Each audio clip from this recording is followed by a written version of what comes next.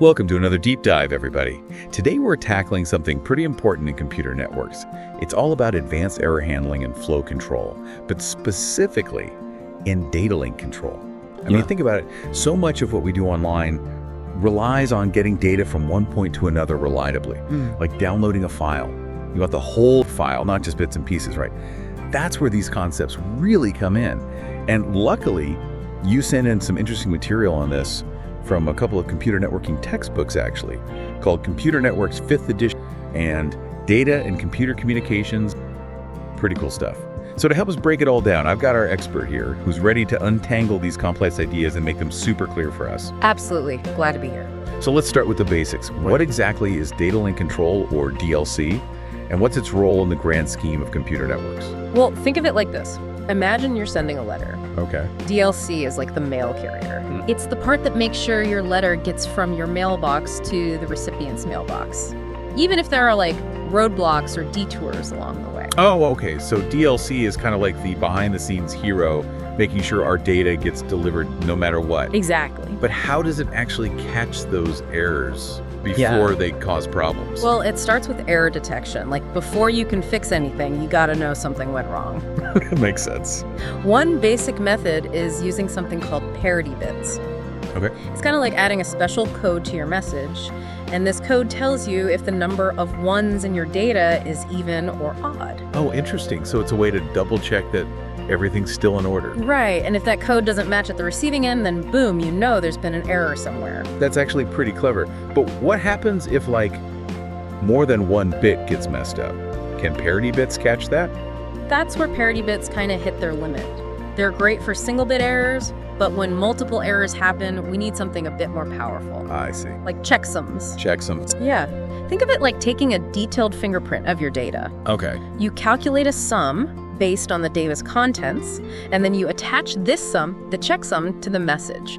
The receiver then recalculates that sum, and if it doesn't match, we know the data got tampered with during transmission. So checksums are like the detectives of data transmission, making sure nothing's been altered along the way. Exactly. But wait, detecting those errors is only part of the story, right? Yeah. How do we actually fix those corrupted bits? That's where we get into the really interesting stuff. We have two main approaches: forward error correction, which is also called FEC, and then there's automatic repeat request. You probably know it better as ARQ.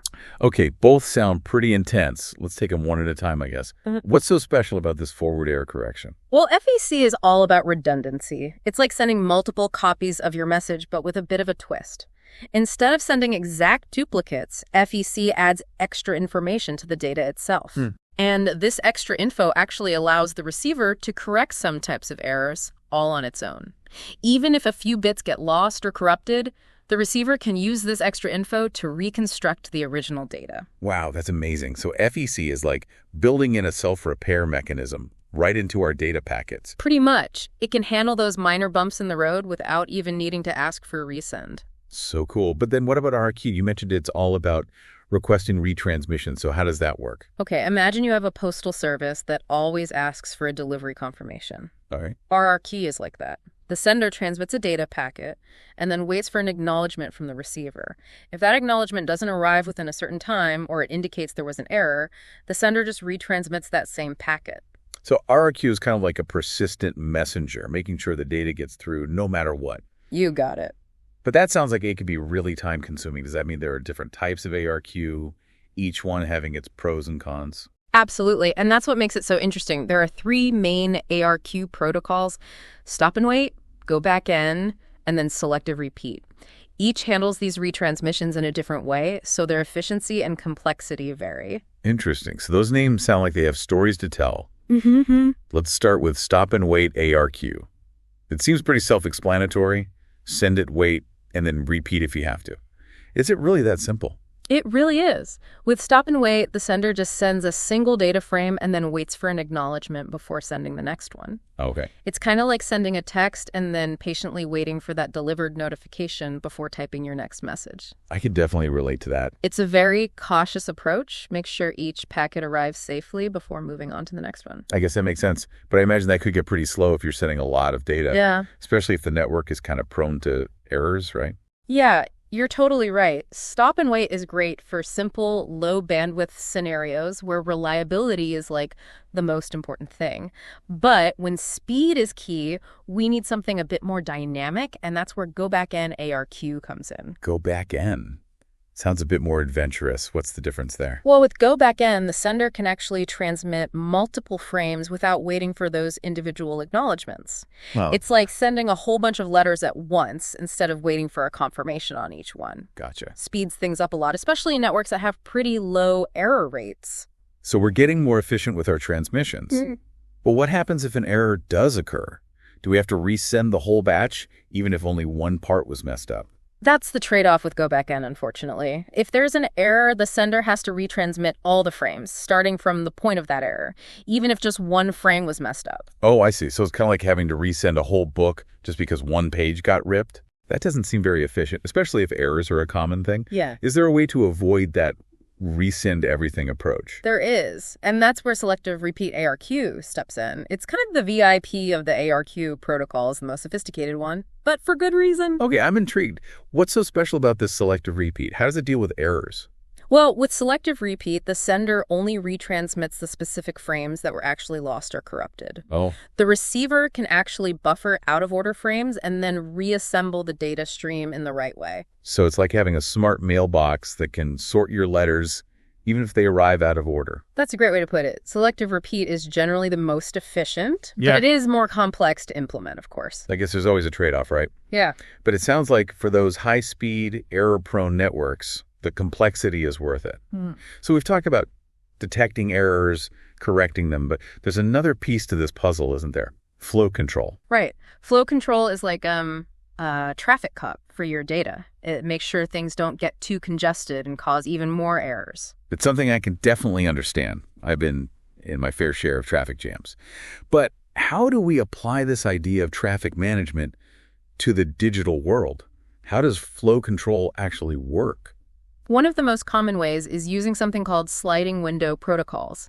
Imagine a window, and this window actually slides along the data stream, controlling how much data can be sent at a time. I'm trying to picture this. Yeah. A literal window sliding along data packets. Yeah, it's all about dynamic adjustment. The sender can only transmit the frames that are within that window at that moment. Okay. The receiver sends back acknowledgments for the frames it's received correctly, and as those ACKs come back, the window just slides forward, allowing the sender to send more data. So it's a constant back and forth. Exactly. It prevents the receiver from being overwhelmed and makes sure the data flows smoothly. So sliding window protocols are kind of like this carefully choreographed dance between sender and receiver, making sure everyone's in sync and preventing any data pileups. Precisely. This is all starting to make a lot of sense. I feel like I'm getting a much clearer picture of how this all works behind the scenes to make sure our data gets where it needs to go safely. That's great to hear. It's fascinating stuff, really. It really is.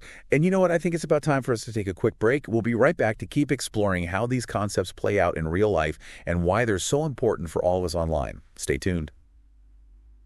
Welcome back. Ready for more. Absolutely. We've covered so much ground already, I feel like I'm starting to really understand how this all works. From parity bits and checksums to those ARQ protocols. It's mind-blowing how much work goes into making sure our data is safe. It really is. And we're not done yet. There's so much more to learn about error handling and flow control. Well, I'm ready to keep going. What else can you tell us about these digital guardians of reliable data transmission? Let's go back to those ARQ protocols for a sec. We talked about stop and wait, go back in, and selective repeat, Right. But I think it's worth looking at those real-world applications, like why you might pick one over the other. Oh, yeah, that's a good point.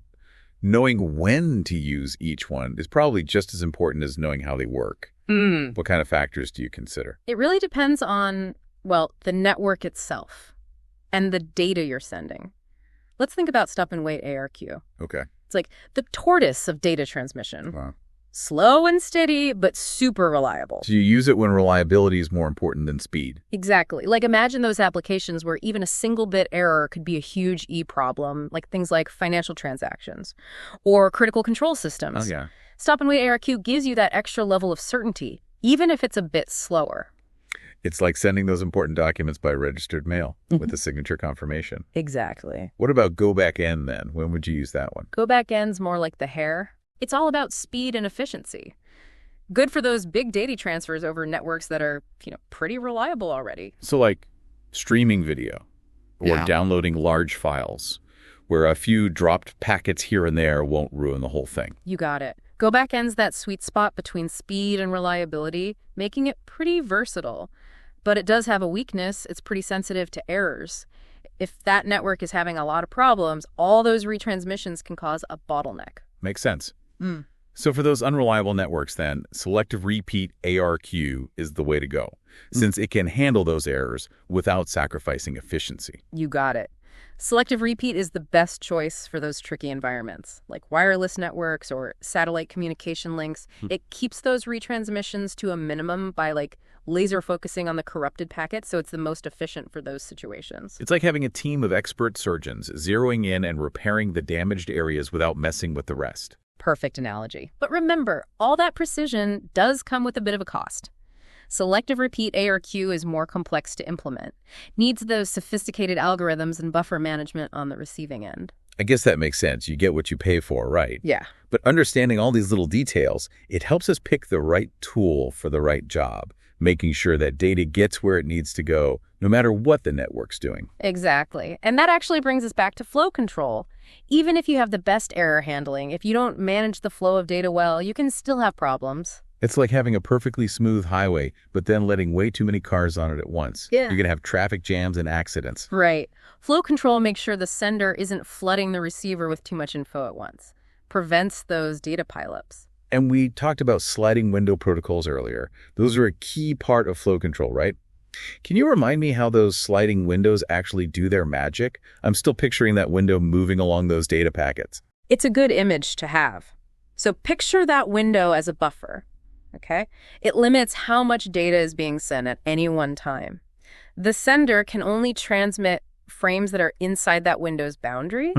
And as the receiver sends those acknowledgments back, confirming it got those frames, the window just slides forward, allowing more data to be sent. It's like a dynamic system, always adjusting to the receiver's capacity and the network's conditions. Exactly. Think of it as a traffic light system, but for data. Keeps things flowing smoothly and prevents the network from getting overwhelmed. This is so fascinating. I never knew how much was going on behind the scenes, all these complex mechanisms working together seamlessly. It's amazing. It really is, and it all comes down to making sure our digital lives run smoothly. Well said. I think that's a great place to leave things for now. We'll be back in just a bit to talk about some real-world examples of how all this plays out in our everyday lives. You won't want to miss it. All right, we're back, ready to wrap up our deep dive into error handling and flow control in data link control. It's been a wild ride. It really has. And I think people would be surprised to learn just how much is happening behind the scenes to keep their digital lives running smoothly. Right. We've talked about all these different techniques, parity bits, checksums, ARQ, sliding window protocols. But can you give me some examples of how these actually play out in the real world, things that people can relate to? Definitely. Let's start with something everyone uses: text messaging. Think about when you're sending a text and the signal's not great. Oh, yeah. Been there. Waiting for those little sent notifications can feel like forever. Exactly. But here's the thing, even with a bad signal, those messages almost always arrive in order, no missing words or anything. That's probably because of ARQ working in the background. So ARQ is like the secret ingredient that makes our text conversation smooth, even when the network's being difficult. Yep. It's constantly working, requesting those retransmissions when packets get lost, and making sure things stay in order. That's pretty cool. Yeah. It's easy to take those things for granted until you realize how much effort goes into making them happen. What about something else, like video calls? Oh yeah, video calls are another great example. Think about all the data going back and forth, audio, video, sometimes even screen sharing, all in real time. Right. Without error handling and flow control, those calls would be a nightmare. Frozen screens, choppy audio, drop calls all the time. I can't even imagine. It's annoying enough when those things happen occasionally, even with all these systems in place. So how did these concepts actually make those video calls smooth? Well, flow control is a big part of it. Sliding window protocols, remember. There's constantly adjusting the data rate depending on how the network's doing, making sure the sender doesn't overload the receiver. So it's like a speed limit for data, preventing those traffic jams that cause all the lag and interruptions. That's it. And then you've got ARQ working alongside it, constantly retransmitting any lost packets to make sure the video and audio stay in sync. It's amazing how all these things are working together to make our digital lives so much easier. Well, we've covered a lot today, from the basis of error detection to those more advanced flow control methods. Any last thoughts before we sign off?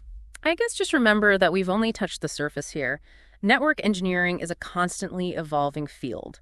As we rely more and more on data for, well, everything, these concepts are only going to become more important. That's a great point. So keep learning and exploring, everyone. Huge thanks to you for breaking down these complex topics for us. I learned a ton. Happy to do it. Always love talking about this stuff.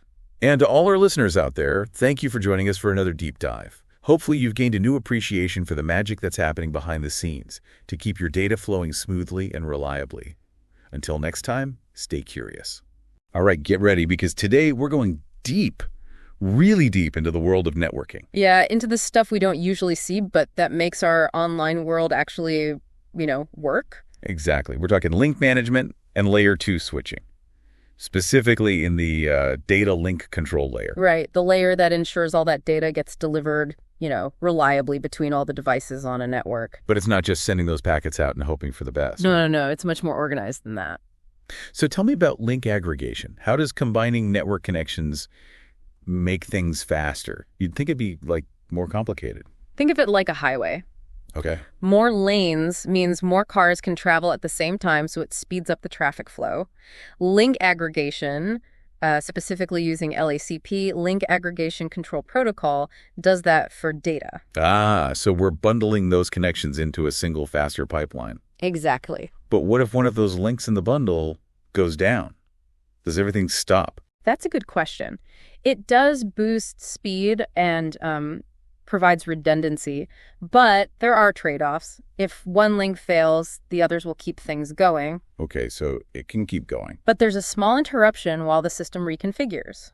Plus, setting up LACP is more complex than just using a single connection. So faster speeds and redundancy, but with some added complexity. Yeah, that's the trade-off. Now, how do devices even, figure out the best settings to use? They can't just, shout across the network. Right, that's where auto-negotiation comes in. Auto-negotiation. Think of it as a handshake between devices before they, start talking. A handshake. Yeah. They share their capabilities, like supported speeds and whether they can send and receive data at the same time. That's called duplex mode. So they agree on the best settings that they both can handle. Exactly. The highest common denominator. Pretty cool. But this data, it's not just floating around randomly, right? How does it find the right place to go? Well, that's where layer 2 switching comes in. And a MACI adjust tables. MACI adjust tables. Every device has a MACI address, a unique identifier, kind of like a digital fingerprint. And switches are like intelligent traffic directors using those MAG addresses to forward the data efficiently. I'm picturing a big switchboard with blinking lights. Kind of. So imagine you're hosting a party and people are coming in through different doors. Okay, a party. At first, you don't know everyone, but as they arrive, you learn their names and which door they came through. Okay, I see. So next time. Next time they come, you know where to direct them. So that's what a switch does with MACI addresses. Yes. It builds a table mapping those MAG addresses to specific ports on the switch, making sure the data only goes to the right recipient. That makes sense. Yeah. So it prevents data from flooding the entire network, right? Exactly. All about efficiency and speed. Now, what about redundancy? Having multiple paths in the network is good, right? For reliability, yes, but it can also cause loops where data packets get stuck bouncing back and forth endlessly. Oh, that doesn't sound good. Not good at all. It's like a digital echo chamber.